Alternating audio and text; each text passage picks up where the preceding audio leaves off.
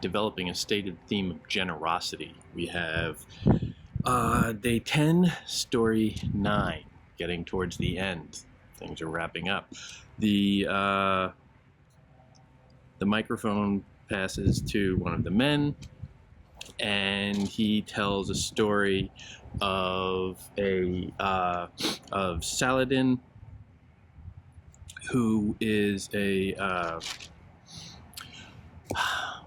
Alexandria. He's a great figure there, and he's going to be a hero of the Crusades that are coming up. This is, well, in the recent past for Boccaccio, but coming up for the time of the story. Is set in the semi-recent past. Not too long. Saladin gets the idea that he wants to go, and he hears rumors that, okay, there's going to be another crusade. The Christians are going to come and try and take back Jerusalem. And Saladin, as a good leader of the Muslims, has sworn to defend their property.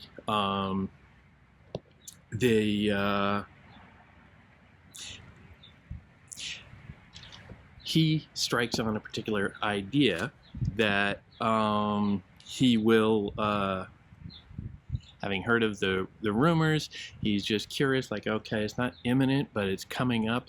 Let me see. The more I know about the enemy, the easier it'll be to defend against them. So I'm going to go see them.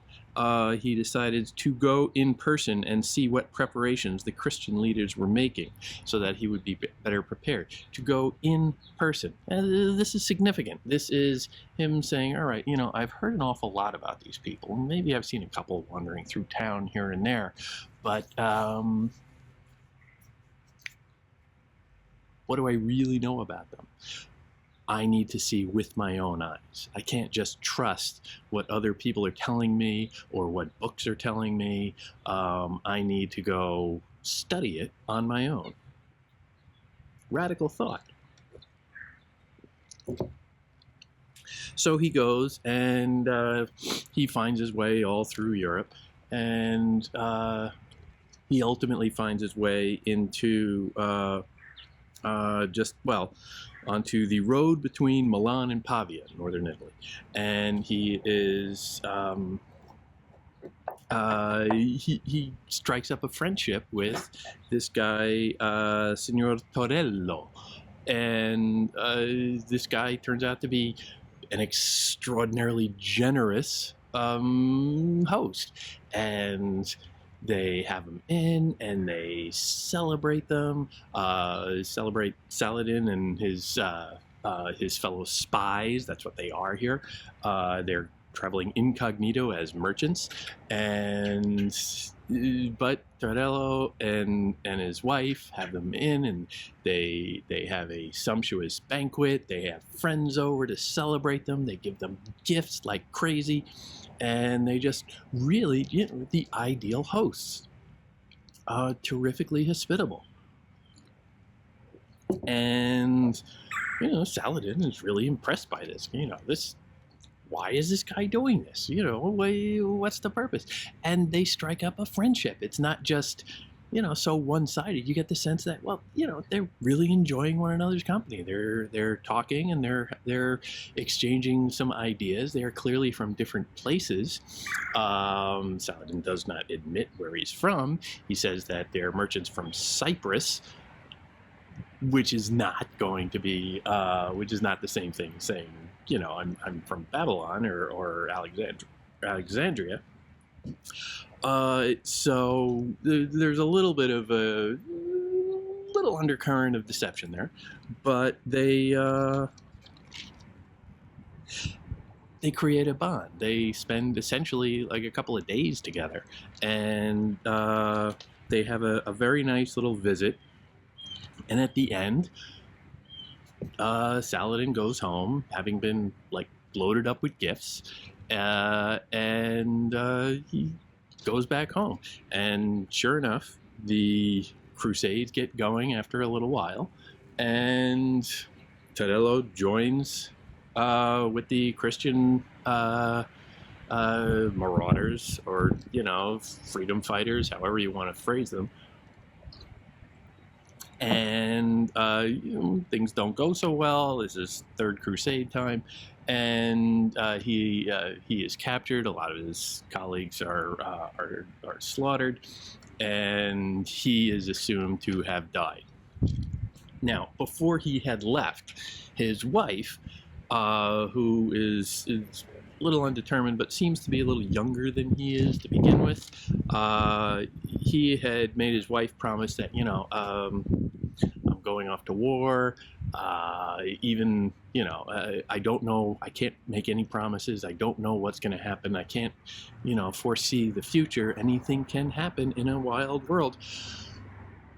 Promise me that, if I don't make it back, you're very young, you're a wonderful person. Everybody's, you're going to be under a lot of pressure to remarry if I don't come back. So, you feel free to go do that, which is a very generous thing to do. Very selfless, saying, go, hun. If I don't come back, I want you to find someone else. I don't want you to be alone in this world. She says, okay, but they exchange a ring that only, she would notice, that she would recognize, and they extract a promise that she would only get married, I think it's 1 year, 1 month, and 1 day from the day he's leaving. That might be significant, I don't know. But he goes, he gets captured, and he is essentially a prisoner of war.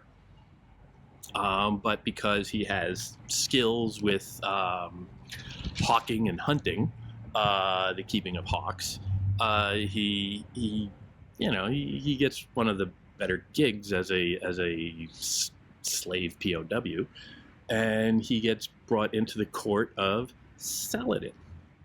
They don't recognize one another at first, and Tyrello is running around taking care of the birds, and it's a little bit distant, but eventually they have a little recognition scene. My friend! And of course Saladin remembers him, and all of the the imbalance of power gets stripped away because they have this bond, they have this connection. And Saladin says, no more slave, no more prisoner of war. You are now an honored guest. He tells everybody around, says, okay, from now on, you treat him as you would treat me. And he gives him money, he gives him, fancy clothes, a nice place to stay, a staff, the whole thing, all these great powers. And he just shares based on that personal connection. Despite the fact that, he is the enemy. He is identified as, not as Tyrello there so much as they call him Christian, highlighting how different they are. But they see past that because they've seen one another up close, one-on-one, as human beings. And so they have this, but over time, Tyrello is getting a little homesick. And he realizes that, well, gee, the clock is ticking on this promise. My wife very likely at this point thinks I'm dead. So I know my little anniversary date is coming up, and she's going to skip off and marry somebody else. And he is very upset by this, and he doesn't want her to, and he misses her and presumably loves her and doesn't want her to get married to another guy. So he goes and he admits this to Saladin, and Saladin says, say no more, we'll take care of it. Because, my only regret is that you didn't tell me earlier. Could have done something about it much sooner. But turns out Saladin has connections, and he goes and sees essentially a magician. And the magician is basically going to transport him back to Pavia, and they load him up with treasure on this big ornate bed, and they describe the bed in very luxurious terms. It's so sensuous, it's so luxurious, so fancy, so shiny, and you really, and it's really encrusting all the Orientalism stuff. It's so exotic and so beautiful and so, such an image of foreignness almost. And so he goes to sleep in the bed, and the magician puts a little double whammy on it, and suddenly it just flies off, vanishes, and it is, just gone. And this flying bed, flying carpet, whatever it is, lands in Pavia, right in the middle of the church, a church. Islamic bed, Muslim bed, whatever, in a Christian church, highlighting those differences all the time, where Terello's uncle is the abbot, and he wakes up, and everybody runs from him because they see all of this foreignness, all of this, ornate bed stuff around, and they sort of like run and cower, and he's calling out, saying, no, it's me. And until his uncle, the abbot, comes and recognizes him and says, okay. The wedding is that day. So his uncle says, all right, we're going to go. And they decide they're not going to announce who the guest of honor is here, or the secret guest of honor is. They're just going to show up. And he will be dressed as he is now, which is in full full Muslim regalia. Again, very foreign, very outward appearance, very exterior occlusion. So they go and they sit down, and of course, it just so happens that Terello is seated at the wedding table directly across from the bride, his wife. And he's sitting there, and he's got, they emphasize a long beard and fancy clothes. They cannot see him. He looks like a Muslim. He has a full beard, as opposed to like the shaved whiskers or the the goatee or whatever the style was in Europe at the time. It was not the full beard era that was associated with the Muslims, the Arabs. And they, so she doesn't recognize him at first until they have the little recognition where he drops the ring that is supposed to, that he took with him, that was hers, that she would recognize, and he drops it in a cup and takes a sip of it and hands it over to her to complete the drink as a part of a toast or some tradition that he has her believe in. And then, she recognizes him. And they have this beautiful reunion, and her new husband just sort of accepts that, oh, okay, I guess I'm not getting married today. They were not married. And they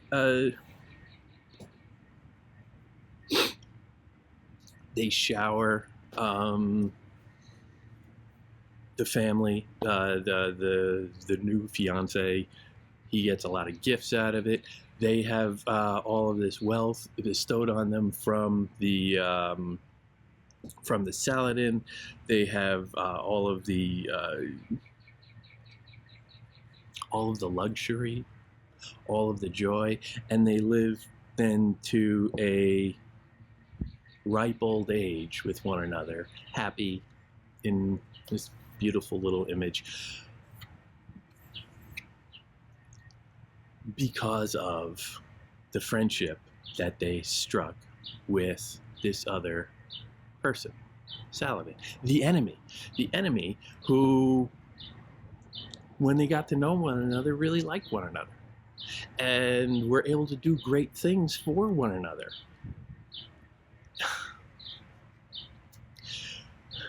And you can see, again, another instance of the social constructs of, well, okay, he's, the Muslim and the Christian, they can't get along. Well, no. when they're just people, they're naturally going to gravitate, especially in hours of need. When Saladin was and his associates were looking around and they had no place to stay, Torello was right there. Said, "Hey, come on in. Let you stay at my house. We're gonna have a nice dinner. I'm gonna treat you well. We're gonna, I'll take care of you." And the same thing happened on the flip side years later when Torello was kind of down and out, and Saladin recognized him and said, "Hey, no, wait. You're my friend. Anything that's mine is yours." We'll create that bond across all the differences. And that can spread. That can be contagious. Because those people in the town who came to that wedding, they have to recognize that, well, okay, when Torello first comes back and he looks very different, he's still the same person underneath. He's still the same mensch. He's still the same good guy. And they just have to look past that, and then suddenly everything's good. It's just the exterior, it's the appearance, it's the superficiality, the social incrustations that weigh us down and drag us into all this meaninglessness, and that are always, always crushing individual souls. Boccaccio uses this to nudge those readers just a little bit more right towards the end again, where he's trying to bring it to a close. So he's hitting these marks again and again and again: religion, superficiality, culture, human bonds, connections. These are the themes that he's really, really driving. These are the themes that he's been weaving throughout all of these stories. These are the themes that he's bringing to the fore right again at the end to make that point that in a world of great violence, and the Crusades were violent, in a world of great violence and horror, human beings, connections, these have meaning, these have validity. And if you can hold on to that, the other stuff you can weather. It doesn't necessarily float away. The Crusades happen, but they're sort of pushed to the back. We don't read much about the Crusades here. They factor in very little into the story because we're concerned with the human beings involved. Focus on humanity. The other stuff will do what it's going to do, but attending to what's common among all people, that'll get you through.